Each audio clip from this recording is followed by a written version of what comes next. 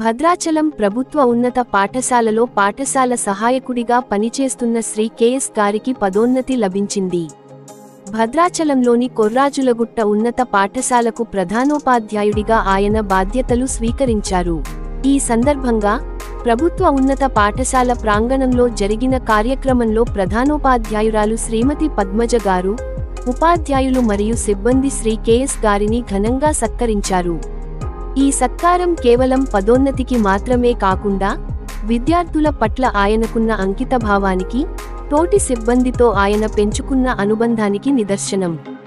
శ్రీమతి పద్మజ గారు మాట్లాడుతూ, శ్రీ కెఎస్ గారు తమ అనుభవంతో, అంకితభావంతో కొర్రాజులగుట్ట ఉన్నత పాఠశాలకు కొత్త దిశానిర్దేశం చేస్తారని, పాఠశాల అభివృద్ధికి కృషి చేస్తారని ఆశిస్తున్నాం అని అన్నారు. అనంతరం శ్రీ కెఎస్ గారు తమ బదిలీ అనంతరం కొర్రాజులగుట్ట ఉన్నత పాఠశాలకు వెళ్లి ప్రధానోపాధ్యాయుడిగా బాధ్యతలు స్వీకరించారు. ఈ పదవికి అర్హుడిగా తనపై విశ్వాసం ఉంచిన విద్యాశాఖ అధికారులకు ఆయన కృతజ్ఞతలు తెలిపారు.